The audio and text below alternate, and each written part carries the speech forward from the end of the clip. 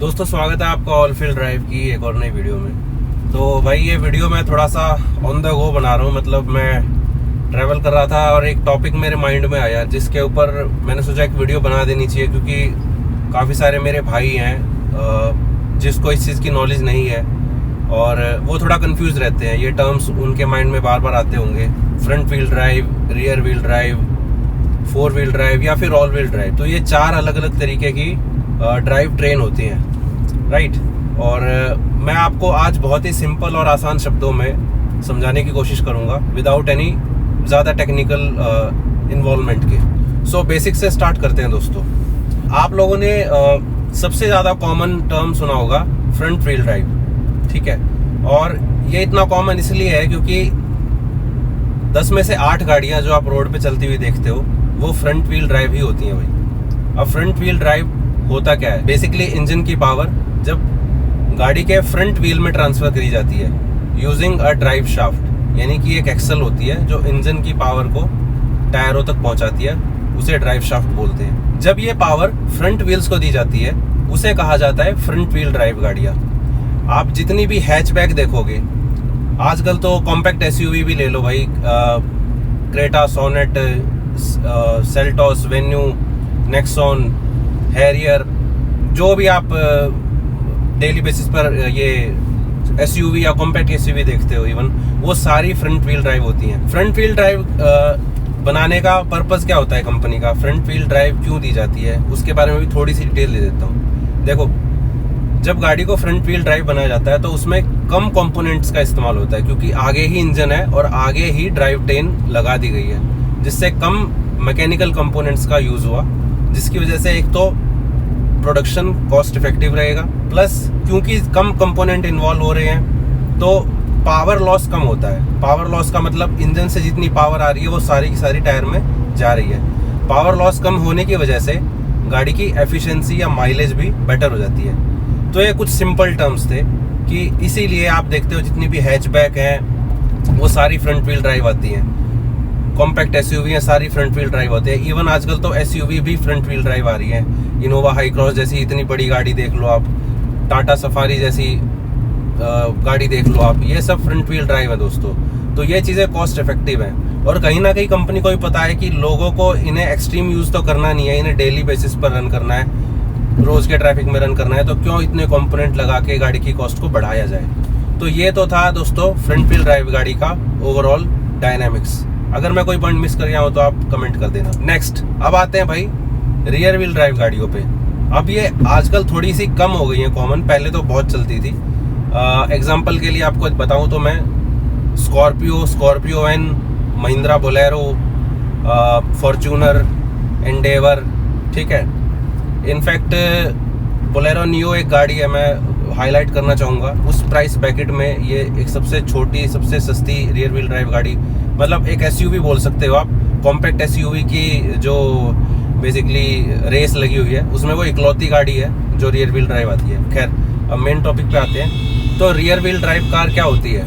Basically rear wheel drive car वो होती है जब आपके इंजन की पावर पिछले पहियों में ट्रांसफर करी जाए। इंजन से जो भी पावर बन रही है वो सारी पावर पिछले पहियों को दी जाती है। अगेन उसमें भी एक ड्राइव शाफ्ट लगाई जाती है, लेकिन वो थोड़ी लंबी होती है क्योंकि आगे से लेके पीछे तक पावर को ट्रांसफर करना होता है। प्लस उस गाड़ी में एक डिफरेंशियल का भी इस्तेमाल किया जाता है। आपने ये टर्म सुने होंगे। आइडेंटिफाई कैसे करोगे आप रियर व्हील ड्राइव गाड़ी को? आपको पीछे से आप देखना, उसमें एक मटका सा लगा होगा टायर्स के बीच में। ये सिंपल तरीका आइडेंटिफाई करने का, तो वो आपकी गाड़ी रियर व्हील ड्राइव होगी। अब रियर व्हील ड्राइव गाड़ियों के बेनिफिट क्या होते हैं? पहले बेनिफिट पे ही आते हैं। देखो, बेनिफिट तो सिंपल है। ये गाड़ियाँ थोड़ी सी रफ एंड टफ हो जाती हैं और ये थोड़ी बेटर एक्सट्रीम कंडीशंस में चल सकती हैं in comparison to front wheel drive car. For example, आपने पहाड़ों में गाड़ियों को स्किड करते हुए देखा होगा, खास करके फ्रंट व्हील ड्राइव गाड़ियों को स्किड करते हुए देखा होगा। वो स्किड इसीलिए करती है क्योंकि गाड़ी का जो वजन है, क्योंकि गाड़ी इंक्लाइन पोजीशन में है, तो गाड़ी का जो कहीं ना कहीं वजन है वो पीछे की तरफ शिफ्ट हो जाता है और आगे वाले टायरों को ग्रिप नहीं मिलती उतनी, तो वो स्किड करते हैं। वेरेज अगर आप रियर व्हील ड्राइव गाड़ी उस जगह पे लेके जाओगे तो क्योंकि ड्राइव पिछले पहियों में है, पावर पिछले पहियों में जा रही है, तो सारा वजन पीछे की तरफ शिफ्टेड ऑलरेडी है, तो वो टायर और अच्छी ग्रिप करते हैं। और पहाड़ के या मतलब स्टीप इंक्लाइन वाले रास्तों में रियर व्हील ड्राइव गाड़ियाँ इसलिए कामयाब होती है, आराम से चढ़ जाती हैं। ठीक है, ये एक चीज हो गई। प्लस आप उनसे छोटी मोटी ऑफ रोडिंग भी कर सकते हो। और हाँ, आपने देखा होगा जो जितने भी बड़े व्हीकल्स होते हैं, ट्रक, बसेस, जो ज्यादा सामान ढोते हैं, वो सारे रियर व्हील ड्राइव बनाए जाते हैं, क्योंकि वो सेटअप थोड़ा सा रगेड होता है, रफ एंड टफ होता है, और लोड कैरिंग कैपेसिटी उसकी ज्यादा अच्छी होती है। अब बात करते हैं रियर व्हील ड्राइव गाड़ियों के डिसएडवांटेजेस, या क्यों नहीं बनती रियर व्हील ड्राइव गाड़ियाँ इतनी ज्यादा। देखो, जैसा मैंने फ्रंट व्हील ड्राइव वाले पॉइंट में कवर किया था, क्योंकि इसमें कंपोनेंट ज्यादा यूज हो रहे हैं। एक लंबी ड्राइव शाफ्ट ऐड हो रही है, प्लस डिफरेंशियल ऐड हो रहा है, प्लस उसके अलावा आपका पावर लॉस भी एक रीजन होता है, क्योंकि इसमें कंपोनेंट्स ज्यादा ऐड हो रहे हैं, तो इसे बनाना कॉस्टलियर होता है। प्लस जितने भी आप रियर व्हील ड्राइव गाड़ियां देखोगे, वो जनरली लेडर ऑन फ्रेम पे होंगी, यानी कि वो एसयूवी ही होंगी। ये थोड़ा हैवी सेटअप हो जाता है, तो छोटी गाड़ी में इतना सब कुछ सेट करना कंपनी के लिए फिजिबल नहीं होता। Feasible in the sense cost effective नहीं रहेगा, वो बहुत महंगी हो जाएगी, प्लस अननेसेसरी का लोड गाड़ी पर आएगा, तो जरूरत नहीं है छोटी गाड़ियों को रियर व्हील ड्राइव बनाने की। इसलिए आप देखते हो कि जनरली एसयूवीज में ही रियर व्हील ड्राइव आपको दिखने को मिलता है। इनफैक्ट आजकल तो एसयूवीज को भी फ्रंट व्हील ड्राइव कंपनियों ने बनाना शुरू कर दिया है, क्योंकि जैसा मैंने बताया, उन्हें पता है कि लोग इन्हें एक्सट्रीम यूज नहीं करेंगे, तो कोई जरूरत नहीं एक्स्ट्रा कंपोनेंट ऐड करने की। तो ये था फ्रंट व्हील ड्राइव और रियर व्हील ड्राइव गाड़ियों में कंपैरिजन दोस्तों। अब थोड़ा सा advance drive structure, drive train को समझने की कोशिश करते हैं। 4 व्हील ड्राइव और ऑल व्हील ड्राइव। सबसे पहले 4 व्हील ड्राइव पर मैं बात करूंगा। बेसिक मैकेनिज्म सेम ही होता है देखो दोनों का, लेकिन क्या डिफरेंस है वो भी बताऊंगा आपको। तो देखो, जैसा मैंने बताया, फ्रंट व्हील ड्राइव गाड़ी में पावर आगे वाले पहियों को दी जाती है, रियर व्हील ड्राइव गाड़ी में पावर पिछले पहियों को दी जाती है। उसी तरीके से 4 व्हील ड्राइव गाड़ियों में पावर आगे और पीछे दोनों पहियों को दी जाती है, और उस पावर को डिस्ट्रीब्यूट करने के लिए एक ट्रांसफर केस का यूज किया जाता है। ट्रांसफर केस एक एक्स्ट्रा गियर बॉक्स होता है जो गाड़ी के बीच में लगाया जाता है कहीं पे, और वो पावर को डिवाइड करता है आगे वाले पहियों और पीछे वाले पहियों में। आपने 4 व्हील ड्राइव गाड़ियों में ये टर्म सुना होगा, 4 हाई, 4 लो, 2 हाई। बेसिकली देखो, 2 हाई का मतलब क्या है? जब वो गाड़ी नॉर्मल कंडीशन में चलेगी, नॉर्मल सर्कमस्टांसेस पे, मतलब रोड पे नॉर्मली चलानी है, तो आपकी गाड़ी हमेशा 2 हाई पे चलेगी, मतलब पावर पीछे वाले पहियों को हमेशा भेजता रहेगा engine, that is 2 high. Next जो गियर आएगा वो आएगा 4 हाई। 4 हाई मतलब पावर पीछे वाले पहियों के साथ साथ आगे भी शिफ्ट कर देगा। वो 60-40 होता है या 70-30 होता है, वो डिपेंड करता है car to car, company to company. तो पावर डिवाइड हो रही है, 70% पावर पीछे गई, 30% आगे गई, और वो गाड़ी चारों पहियों पे चल रही है, मतलब चारों पहियों में ड्राइव है। तीसरा जो गियर होता है, जो सबसे एक्सट्रीम कंडीशन में लगाया जाता है, खासकर ऑफ रोडिंग में, उसे कहते हैं 4 लो।